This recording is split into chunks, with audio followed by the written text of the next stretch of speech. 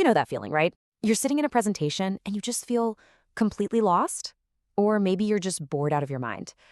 Well, a lot of the time it's not actually the topic that's the problem. It's the words. The language a speaker chooses can literally make or break their entire presentation. It's the difference between really connecting with people and completely losing them. So let's get into it. All right, take a look at these two ways to kick off a talk.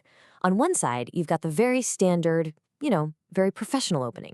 And on the other, something that feels a lot more casual, more energetic. Now, the big question is, which one is actually better? So what's the answer? Well, it's actually a bit of a trick question. The truth is, neither one is just better than the other. The right choice, that depends completely on who you're talking to and, the situation you're in. Understanding that key difference, well, that's the first real step to mastering your message. I think the best way to think about this is to see these different language styles as tools in a toolkit. I mean, you wouldn't use a sledgehammer to fix a watch, would you? Of course not. The same exact idea applies here. So let's start by looking at our first tool. Okay, so this is your power suit. Formal language is precise, it's polite, and it's perfectly buttoned up. It's designed to project authority, expertise, and respect. It basically tells your audience, hey, I know what I'm talking about, and you can trust me. So what does it actually sound like? Well, you're going to hear full words like do not instead of don't. The speaker usually avoids saying I think and lets the data do the talking.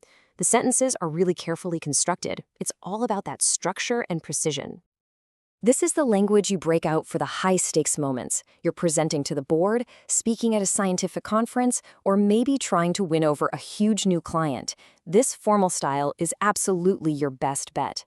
It builds that credibility right from the get-go. Now, on the flip side, we have our other must-have tool, informal language. This is your friendly, conversational approach. This one is less about showing off how much you know and way more about building a real connection, making your audience feel comfortable and part of the conversation. And you can see how it's pretty much the total opposite of the formal style. Here, contractions like you'll and it's are totally fine. You'll hear a lot more personal phrases like I think, and a speaker might tell a quick story or crack a joke to build that all-important rapport. So when do you pull this tool out of the box? Think smaller, more familiar settings. A weekly team meeting, a presentation to your direct coworkers, or an interactive workshop. It's absolutely perfect for when you want to get a discussion going and just put everyone at ease.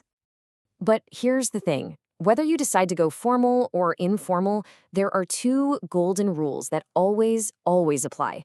And the first one, maybe the most important, is clarity. Seriously, if your audience doesn't get what you're saying, nothing else you do matters. Okay, imagine you hear this in a presentation. Unless you're a math whiz, your brain probably just shut down. This is a classic case of super complex jargon that just pushes most people away, even if it is technically correct. Now look at this version. It's the exact same idea, but it's explained in simple language that pretty much anyone can understand in a second.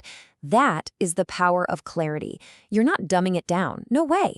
You're opening it up so everyone can be a part of it. And that brings us to the second golden rule, conciseness.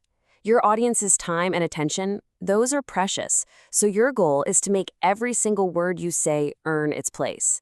The short version, say more with less. Just listen to how this sentence kind of wanders around. Phrases like, we are going to discuss the fact that, that's pure filler. It just delays the main point and makes the whole message feel weaker. And now this one, boom, straight to the point. It's direct, it's strong, and it shows you respect the audience's time. We basically cut the sentence in half, but we made it twice as powerful. That's the magic of being concise. So how do you actually do this? A few simple tweaks can make a massive difference. First, just go on a hunt for those filler words and get rid of them. Second, always try to use an active voice. So instead of saying, the product was launched by us, just say, we launched the product. It's more direct, it's more confident, and it's just way more interesting to listen to. But it's not just about being clear and concise. The real pros, the masters of communication, they know that it's not about just picking one style or the other. It's about what you might call a strategic code switch, knowing how to blend these tones, sometimes even in the same presentation. Here's a super simple strategy you can try. Kick things off formally to establish your credibility. Show them you've done work. Then, once you've earned their respect, you can ease into a more informal tone, maybe tell a quick personal story to build that connection. And, this is the most important part, always be reading the room and be ready to adapt on the fly. So really, the main takeaway is this. There is no single best way to speak. The truly great communicators are like chameleons.